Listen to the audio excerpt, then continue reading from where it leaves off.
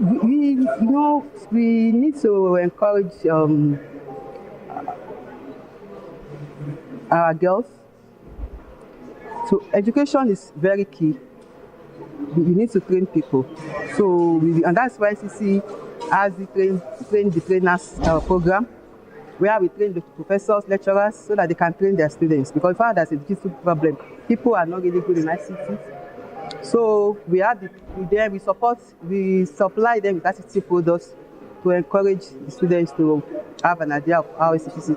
So education is key in promoting interest in ICTs, and then there should be awareness, which I think this workshop is doing, so that girls will know what they can gain from being in the digital world, so that we can reduce the digital divide. It's there really, but everywhere in the world, it's not Nigeria alone.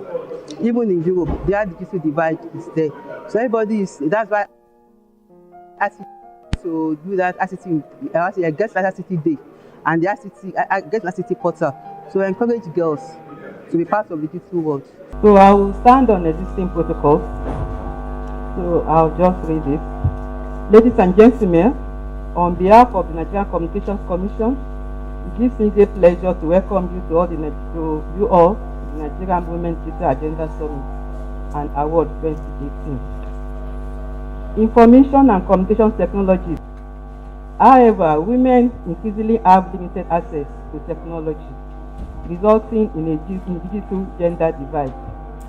There have been a series of initiatives to promote participation of women and girls in ICT work and entrepreneurship, among which is the Girls in ICT Day of the ITU, that's the International Communications Union, which is aimed at creating a global environment that empowers and encourages girls and young women to consider careers in the growing field of ICT, enabling both women and technology companies to reap the benefits of greater female participation in the sector. The ICU Girls in ICT portal is designed to reflect women's interests and stimulate their interests in healthcare, education, and medicine, where the youth and remote learning make this area stimulating and suitable choices for women to express their creativity. According to the Nigeria Bureau of Statistics, women constitute about 50% of the population of the country. Therefore, they are strategic assets, an index of national power because of their sizable number. Therefore, decreasing the digital gender divide and bringing more women to the industry will ultimately lead to employing more human capital, skills and talents, and bringing new female contributions to the economy with positive impact for development. That is why in the modern world, we have great women doing great things. Today, the CEO of Facebook US, as well as the CEO of YouTube US, the CEO of Hewlett Packard, CEO of IBM US, and the co-CEO of Oracle US and Xerox US are all women. You might like to know that the CEO of Xerox US, Ursula Burns, is an African American. So your race and gender are not limiting factors, your capacity and the potential role you can play in the digital space today. The Nigerian Communications Commission, as the foremost regulator in Nigeria and a job for many years, the best competition journalist body in Africa, has made great strides in pushing through digitalization in Nigeria. Over the years, the NCC has ensured the progression of women in the Nigerian digital contracts. At the NCC where I work, we have women occupying high offices and setting the affairs of digital agenda for Nigeria. For example, our female engineers in the commission are very competent and carry the same assignments as the men force. In addition, various departments of the commission are headed by women. For example, and I'm the director of research and development. From the examples we have seen of women in positions of high authorities, they have done very well and they are doing very, very well. We have lots of women in leadership and the successes they have recorded in those a call. I believe that if they are challenged to taking responsibility of things in the digital age, women will do a lot better than some of we the men folks. But however, women have to make themselves available. They must be available. They must be willing. The time has come when the women folks need to step forward. They need to step up. They need to step forward. They're empowerment. We can only empower those that are available. We must encourage women to take education in ICT. We must encourage women to participate in trade that are related to ICT.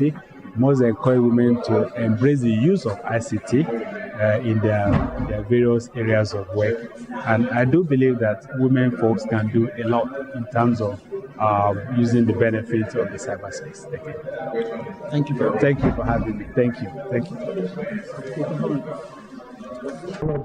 Especially automation, machine learning and artificial intelligence will drastically reduce the number of available jobs in the near future. And as it is now evident from the various virtual services such as e-commerce and automated manufacturing. I had a conversation with some of my colleagues a few days ago, and I said to them that we are now in the end of August of 2018. I've not stepped into a banking hall. But I've done banking almost 3-4 times every day, in one way or another. That is the modern digital age.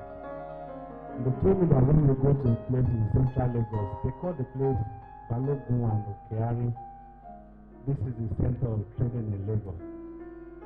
Unfortunately, our women folks there are not yet embracing full technology, because we still have to go there with bags of money to do a transaction, which means huge opportunity for women in courts.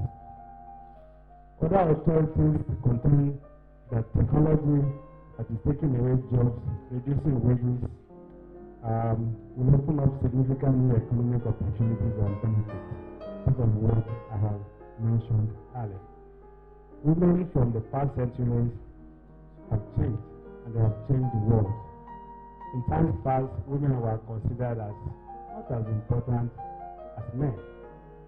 And culturally, in some places, bride prices are so expensive because the men folks say, we sponsor the lady. Let's cut our costs. Take high bride price. Let's go and make life elsewhere. Let's take whatever we can take, and then we can continue. And as I said today, that if you look at success of businesses from generation to generation, businesses that survive from one generation to another are those handed over to women and not men. So what the men do is to spend the money. What the women do is to grow the business and add more value to it. So the trend is indeed changing.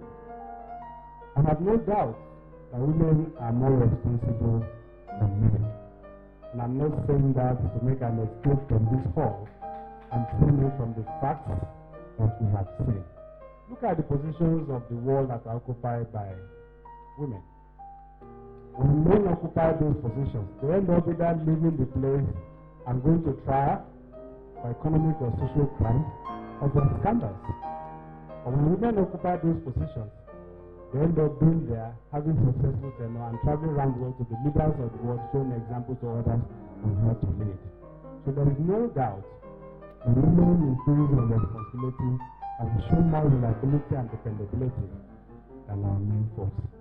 The potential of ICT for stimulating economic growth, socio-economic development, and effective governance is well recognized. It has been well established that there is a positive correlation between the access to ICT and economic growth and development. The United Nations Millennium Declaration, adopted in year 2000, underscored the urgency of ensuring that the benefits of new technologies, especially information and communications technology, are made available to all. Since then, the race has been on to ensure that, in accordance with this declaration, the benefits of ICT are made available to all without barriers, whether geographical location, race, language, especially gender. Efforts to bridge the digital divide has yielded tremendous results in the last couple of decades. United Nations intergovernmental processes have made significant contributions to the collective efforts to identify key issues and propose strategic actions to enhance women's empowerment through ICT. Still, a lot needs to be done to advance the cause of women empowerment in Africa and bridge the gender divide. We must also acknowledge the effort of individuals and corporate bodies in Nigeria who over the years have shown support for the cause of women empowerment. Nigerian digital transformation leader, Globacom, numbers highly on this list of progressive companies, which is silently contributing their quota to empowering Nigerian women. Globacom believes that women empowerment is a necessary step if a country is to overcome the obstacles associated with poverty and development. I'm sure you all know that. One way to empower women is to bring innovative ICT products and services within the reach of all, regardless of age, tribe, or gender. This is because ICT have the potential to boost women's economy, political and social empowerment, and also to consolidate on gender equality. This cannot be achieved unless women overcome the barriers to ICT access and be fully integrated into the information and knowledge society. Ladies of honor and gentlemen, it will also interest you to note that Globacom, since inception, has demonstrated that it is committed to liberalizing access to telecom services by making them affordable to all classes of Nigerians. Besides, Globacom has been a pillar of support to many female entrepreneurs, assisting them with cutting-edge solutions to enable them compete favorably and advance in their chosen field, with an eye to the fact that women make up more than half of the population. Most of the two speakers that have spoken said about half, but I have a record that they constitute more than half of the Nigerian population. Globacom is today the greatest supporter of entertainment and entertainers, most of whom are women. Globacom knows the positive impact of ICT on growth and productivity in businesses driven by women, hence opening up possibilities for new ways of negotiating and marketing their products, thereby enabling them to participate more actively in the market economy through the use of digital technology.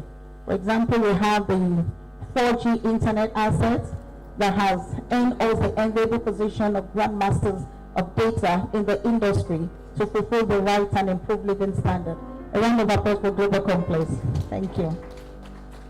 The proper use of social media for women in Nigeria is to assist women to break the culture of silence. Numerical strength, more than 50% of the population are women.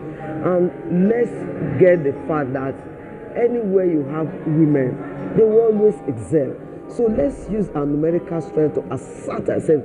It's not just, it's good for us to celebrate, it's good for us to mark birthdays, post pictures. Yes, women are beautifully and wonderfully made. But let's ensure that anywhere we find ourselves as women, we can use social media to educate.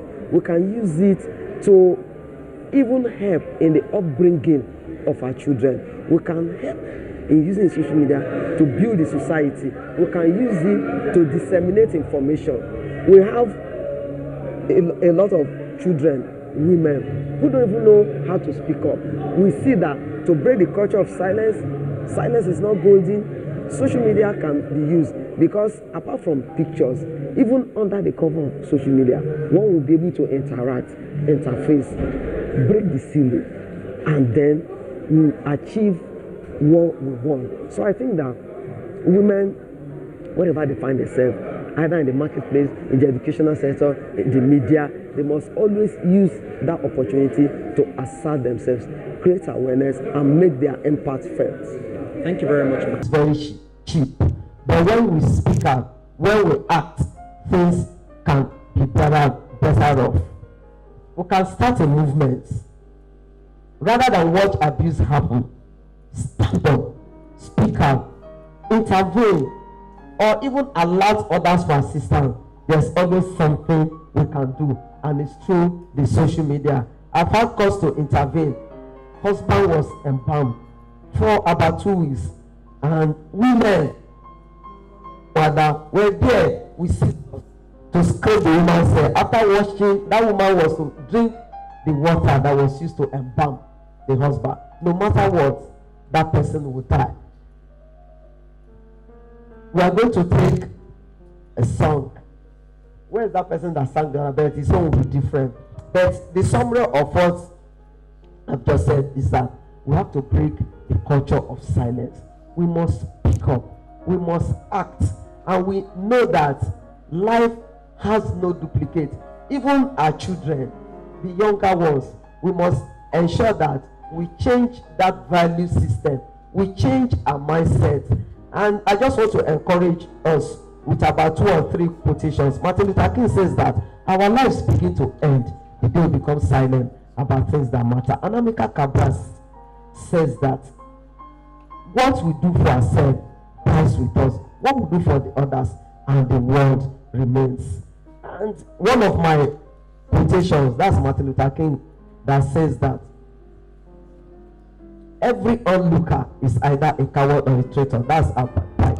But everyone that keeps silence, that silence will continue to haunt that person. We must act fast, and we must contribute the quota that we have to make our country great.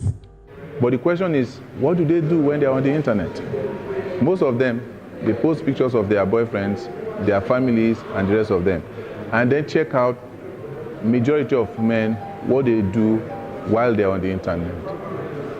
They advertise their businesses, they advertise themselves, but few do social activities, but very more men do businesses, while on the internet. So why do you have to spend that kind of money, buy data, only to share pictures with your friends, when really you can use that platform, to build your own business, to build yourself, to up your own perception as a person, to develop yourself as a person. So you find out that the kind of businesses, that we are coming up are offshoots of internet, businesses, and women really can take advantage of all of this. Okay. Thank you very much. It's okay. Thanks. Yeah. You don't do things in a hurry. You have to be perfect in what you're doing, because otherwise the outcome would be something different. And this is the most interesting part of it. We have statistics across the world that we believe in, that women are more than men in population. Distill it down to Nigeria. The story is not different. We are also told by the Bureau of Statistics here in Nigeria that we have more women than men. So if you exclude that number, that means the developmental path that we are charting for the next economy, we will not attain it.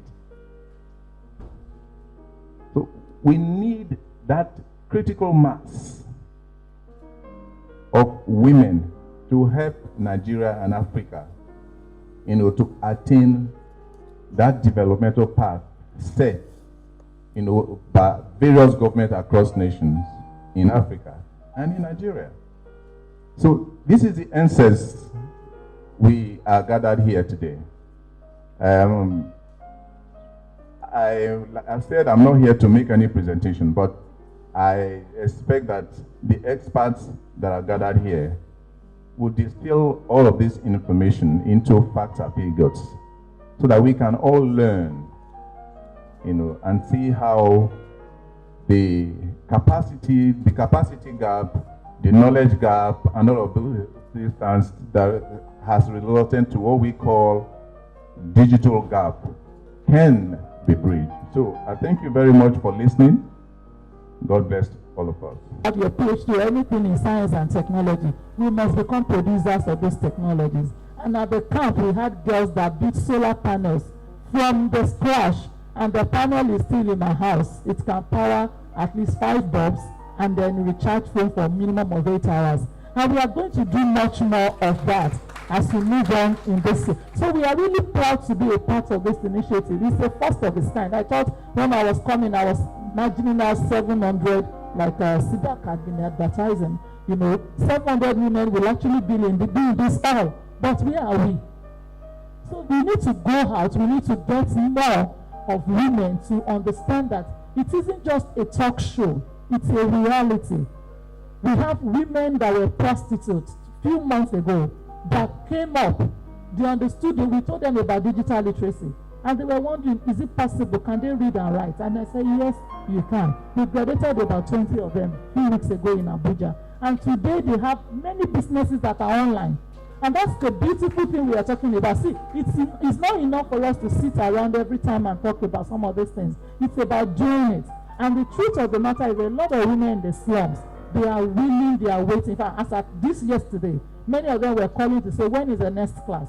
But the reality is that we need a lot of support to get them out. Uchenna was telling us last night how many of those girls, the winning for them is not that all of us are celebrating them. The winning for them is that they went to America and they came back. The winning for them is that they believe that despite all the white ladies and everywhere from all over the world that came to Technovation, they won. They were able to compete even though they couldn't read and write. She told us that she started with them, teaching them coding by telling them how to read and write. They were not literate enough to even read and write, but yet they learned how to use IT and they won at that level. I have been to Silicon Valley, I have been to California, and I've been to so many countries, and I know that it isn't easy for Nigerian girls from wherever they were coming from to win at Technovation, but they won. But what it means to all of us here and women, and of course to the organizer, to GLOW, to NCC, to all of our sponsors, is to say to girls, we can win at all levels. And many Nigerian women are out there waiting for somebody to help them.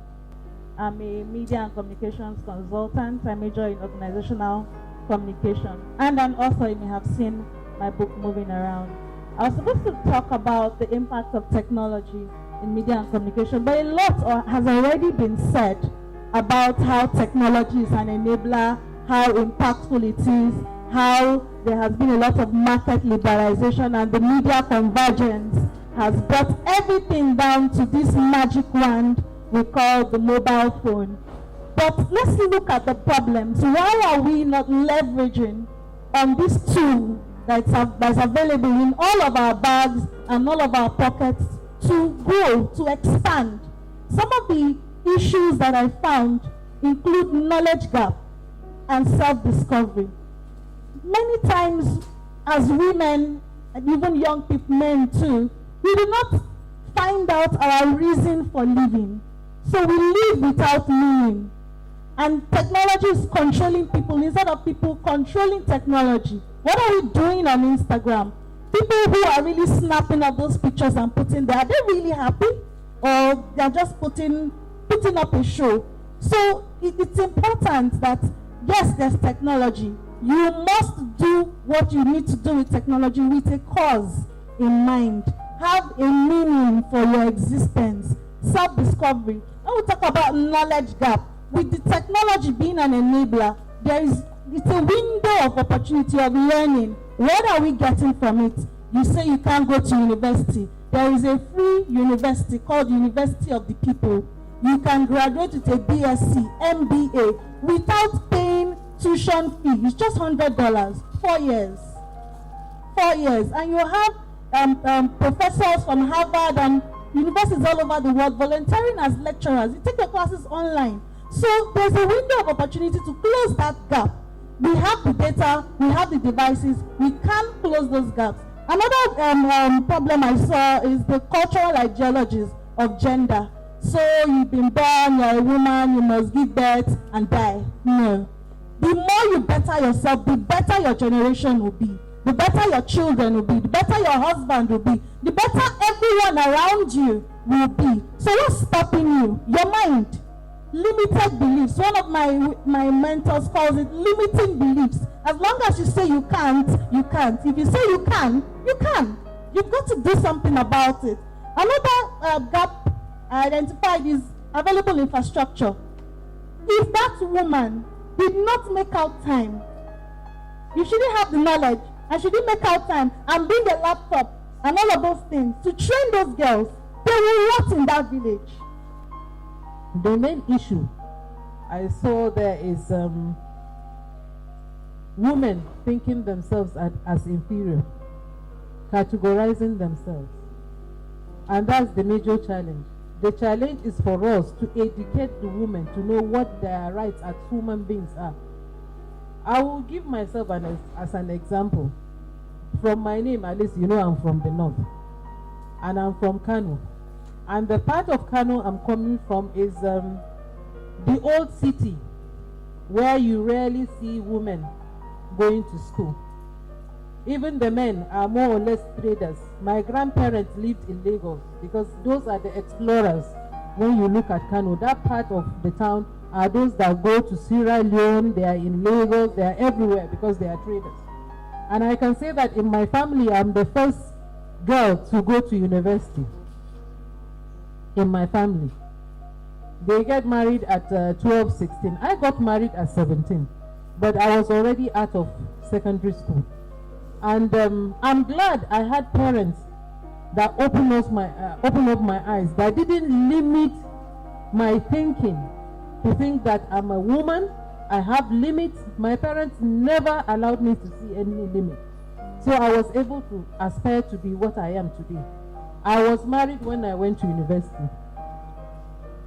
I wanted to be a teacher. But even at that level, from secondary school, I realized that within my immediate community, there's that lack of education, lack of women knowing what their rights are. And as little as I was, 14, 15, 16 years old, I identified that gap and I was going around my neighbors, teaching them primary school education for them to be able to read and write.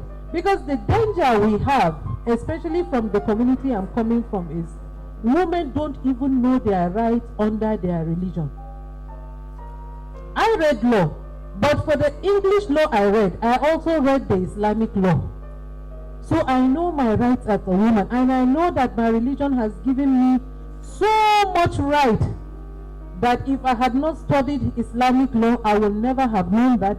The so-called men will not allow me to know that. So it's about education, it's about knowing what the laws are and what your rights are and what your limits are.